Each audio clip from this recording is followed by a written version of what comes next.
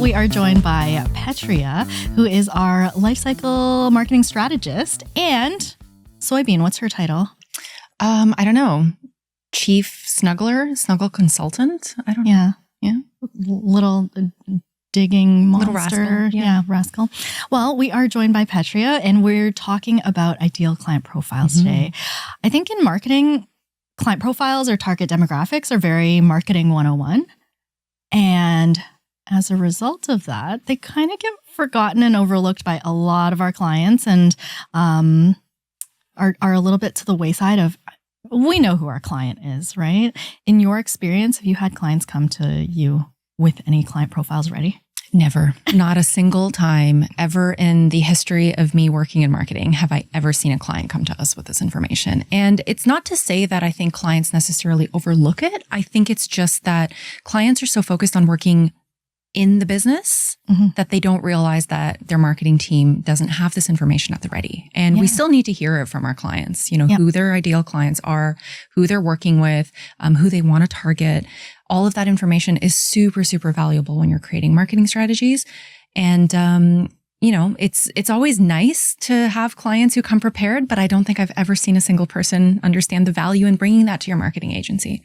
I've actually had a client that was like, oh, I learned this in my MBA in business and I've never done the exercise because it is so like marketing 101. So like, this is like the base of everything. And so a lot of like client profiles comes with a big sense of assumption. Like every client's like, oh yeah, we know who it is. Like we know who we're meaning to target and all we do, but like it never ends up on paper. And I think the way that we're able to justify that exercise with clients is to say that like, we can't really do the marketing work until we see it and we say like, agree, this is the person, right? Yeah. And even when there's overlap in those personas, that doesn't take into account that these people all live in different places online. They have different pain points. They have different problems that they need your product or your service to solve. And I think that like, what I really like about doing this exercise is that a lot of people are a little bit put off by it at first. I think you may have noticed they're kind of like, oh, well, why are we doing this? Yeah. But inevitably something always reveals itself that they're like, I didn't realize that was an assumption I had that might not be rooted in truth. It's just kind of what I assumed based on my observations or, what I hear from other people. But your clients are all unique. Even though we do create these a little bit more like umbrella, like high level profiles of them, they are people who exist in the world and they have personal preferences. They have likes and dislikes and, we have to treat them that way. Yeah. I think, interestingly, when clients are a little bit put off by it, like our starting point is always like, okay, how about we describe like our best client to start with? Or like, let's think of it as a singular person. And when we do that, first thing I'm usually asking is that age bracket, right? And don't you find that like most clients are like 25 to 65? Always. Like, and at that state, I'm like, that's not one person. You know, that spans at least 3 generations. Oh yeah. 4 generations. 4 now, for sure. Yeah. But then the things that end up coming out around like, okay, let's start to like choose a specific age and then start to stereotype that really ideal client. What you were saying around untruths start to come out because we've had clients that have said, well, this client in particular likes to hear from us by XYZ. And we're like, how often does it actually happen? And they're like, 2 or 3 times. A year. Or but ever. But it happens to be like something that's in their mind because it was the loudest client or the most annoying one or one that stood out in their memories. And I think the exercise gives us a chance to say like, is that always the case? Or a 2% chance that it's the case, right? Yeah, for sure. I like doing this exercise with clients, not only because it illuminates those things, but because it means that you're showing your prospective client or, existing client that you really want to maximize their marketing dollars. We don't want to waste efforts on what might actually only be generating 5% of their revenue. We want really to focus on the highest potential clients. We want to focus on clients who historically, maybe they have a great relationship with them. And maybe it means that they should probably stop looking at that shiny new thing that promises a lot of money and really just focus on nurturing a relationship with existing clients. So that's another thing that really illuminates itself in these workshops. Yeah, I think The illumination of that part of things where it's like clients might picture their core clientele and then see this like next shiny generation, or whether that's generation or like like something where they have a specific product that somebody's like really gravitating towards. Like we have to be realistic about mapping the average order value of that core client, average order value for the potential client, average order value for one that maybe comes every once in a while, but can be a client that has a higher average order value. So like that marketing spend can be lessened with them, right? Mm-hmm. Yeah. Yeah.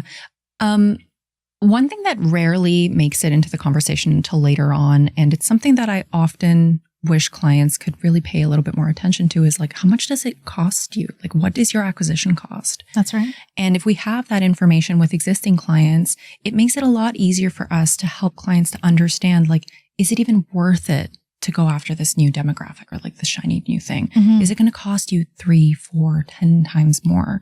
That ROI might not be there, even though it seems like a good idea at the time. Mm-hmm. Yeah. I think for a lot of our clients, we've almost had the chance to identify like when we start with like one client that we're building a profile for, subsets of those clients. And for a recent one, like we've had like 6 client profiles that we've developed for them. And within those 6, it was like each one was different because they had a slightly different path that they were making towards how they found the client's product. Mm-hmm. And that gave us room to kind of say, okay, if we're naming them like Jane, Joe, Jill, each of them had a different path that they were using to reach that client. And then having a name, a good stock photo. Yes, very important. A good stock photo that kind of gives us a picture of who it is. We were able as a marketing agency to really be able to say to a client, like, are we talking to Joe here, Jill here, or Jane here, to say that like the path that we're creating is like correct. Mm-hmm. Yeah, that's so true. Messaging is important, you know, like messaging for your product, messaging like what does your business stand for, your mission, your values, all of those things are very important. But the way you communicate those things will be very different if you're talking to Joe or if you're talking to Jill. Mm-hmm. I think in a recent one that we're talking to a client about, they had identified their target. And I think we placed them at around an age of like 35 to 40. We were in agreement, like, let's make that age range kind of small. And then we were inquiring about their communication preferences. Cause like when we're developing an ideal client profile, there's a lot of elements like lifestyle and personality, communication preferences, key messages that they need to hear. And for that 35 to 40-year-old, we were on a good path of like, here's what they're interested in.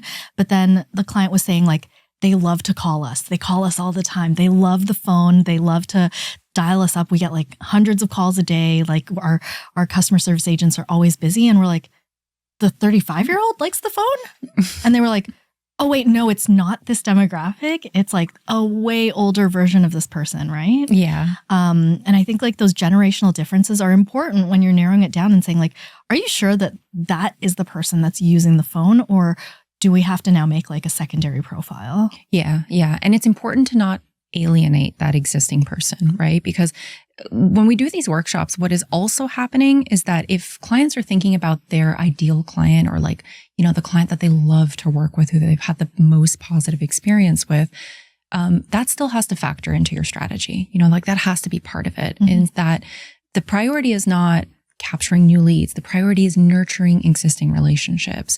And if you're really hyper-focused on this like shiny new thing, like you have to remember that you have this client base, this very loyal client base that you still have to take care of. Mm-hmm. And communicating with them, making sure that that relationship exists, that it continues to like benefit both of them.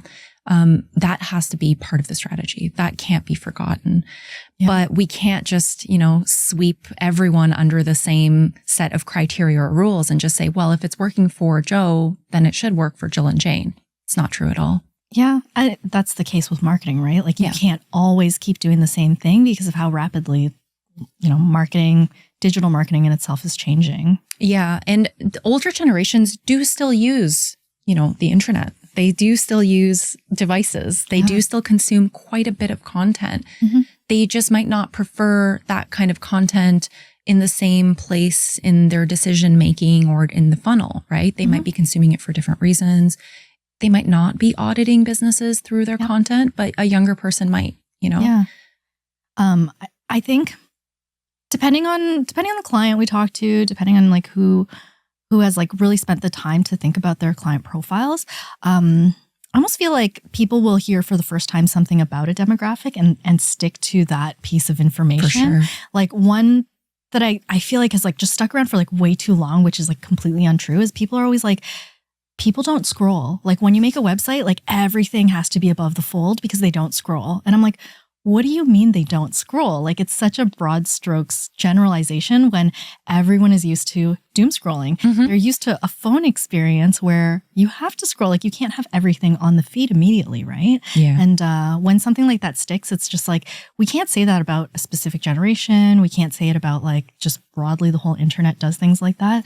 It's got to be a little bit more thought out to like how experiences have changed and how people are keeping up with it. I would even argue that experiences haven't changed that much. Like we come from the days of like, blogging on the internet, and we were scrolling then too, like the early 2000s, people were scrolling on websites.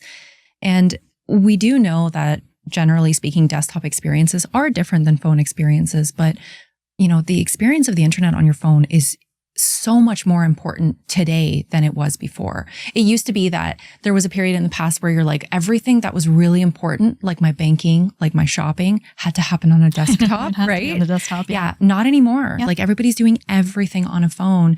And in order for you to be able to actually maximize the delivery and the kind of like receiving of that information, it has to be perceived in that way. People have to be able to scroll, but they also need to be encouraged to scroll. Yeah. I feel like that's a hot take, that like things haven't changed that much. I don't think they have. I think our tools have changed a lot, but They're in like terms a little of shinier, like things are like polished a bit more. For sure. Yeah. But I think in general, the progression of that information and the progression of how it like escalates between, all the stages of the funnel from awareness to conversion, those haven't changed that much.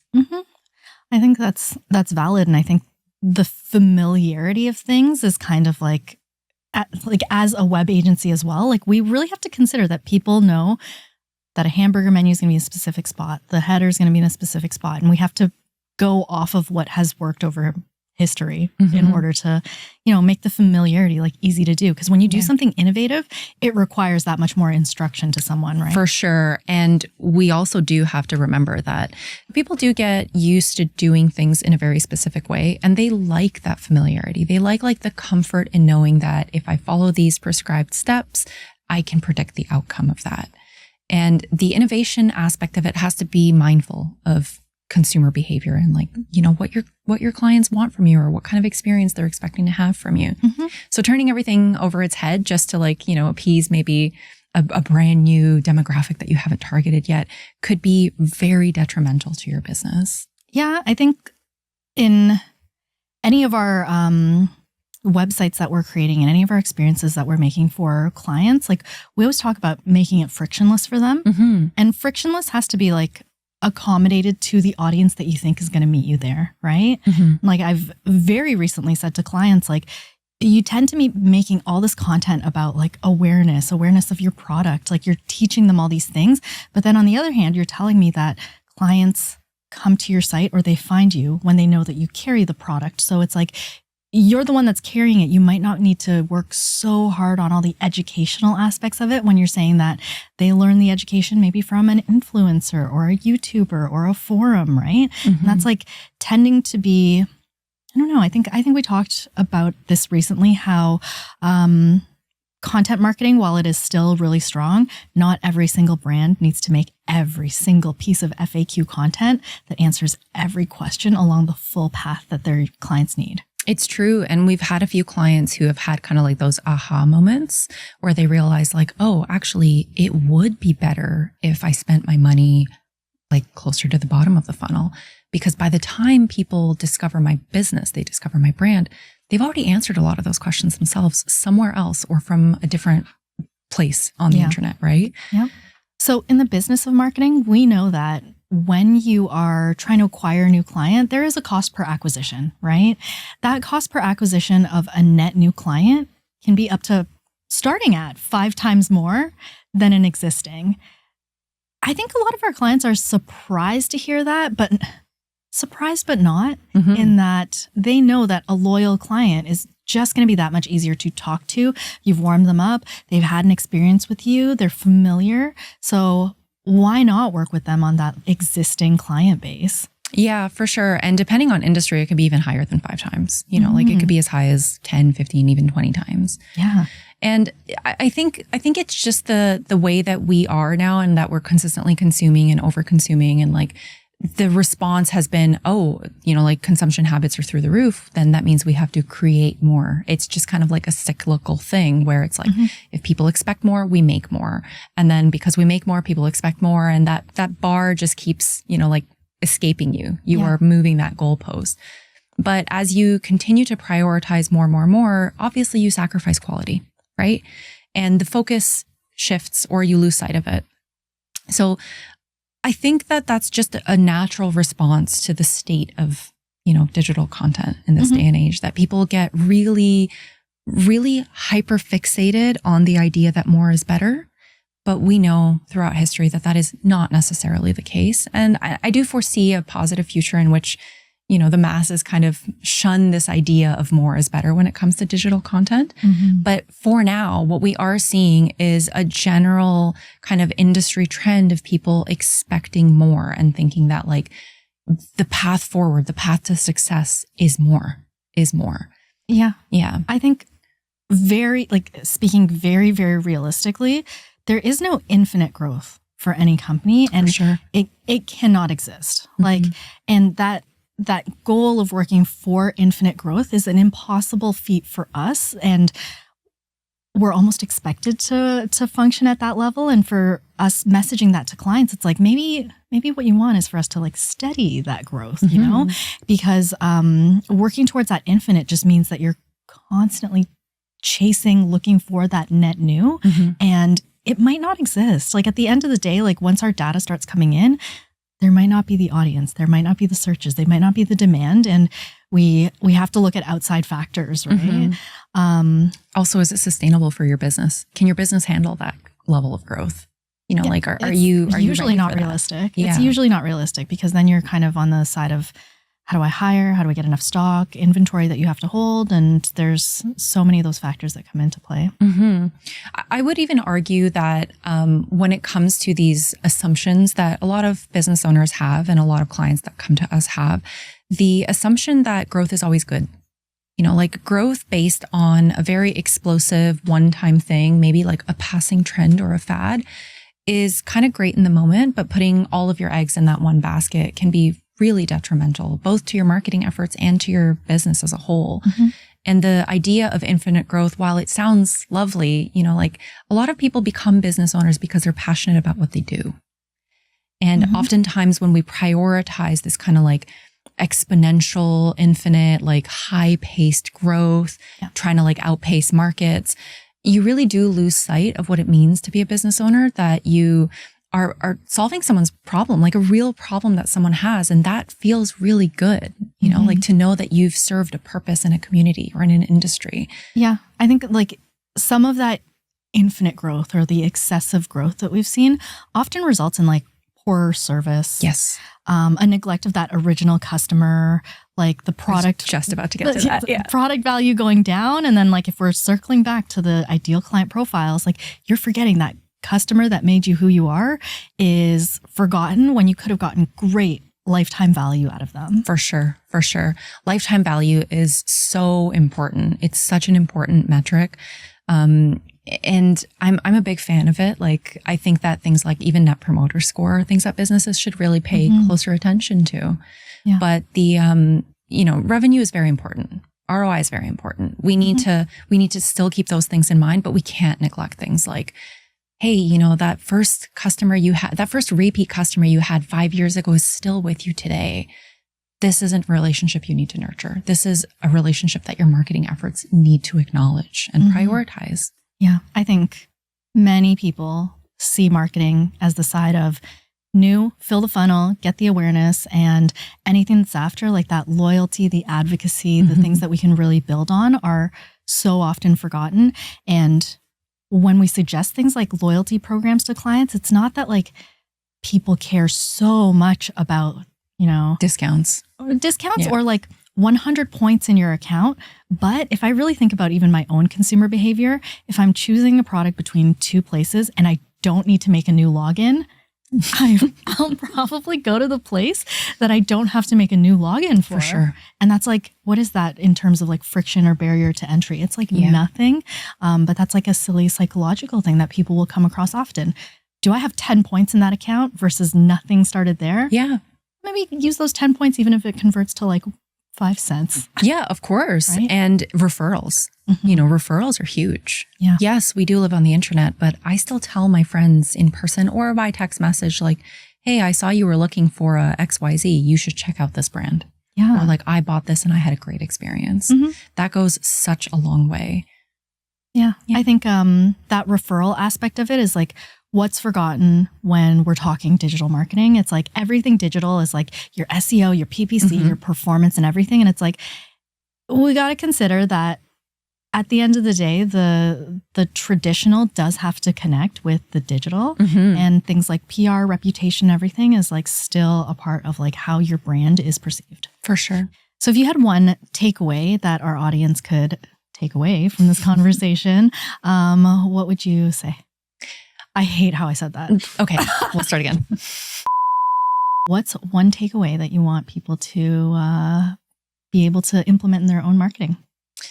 Oh, that's a really good question. I think there are many one takeaways depending on the person I'm speaking to. But in this day and age, considering where we're at with digital marketing, I think the one main thing I want any business owner out there to know is that anytime things like your revenue is just starting to kind of plateau, or you feel like you're not seeing that growth that you were seeing over the past few years, this isn't like the point at which you panic. This isn't the point at which you think your business is failing.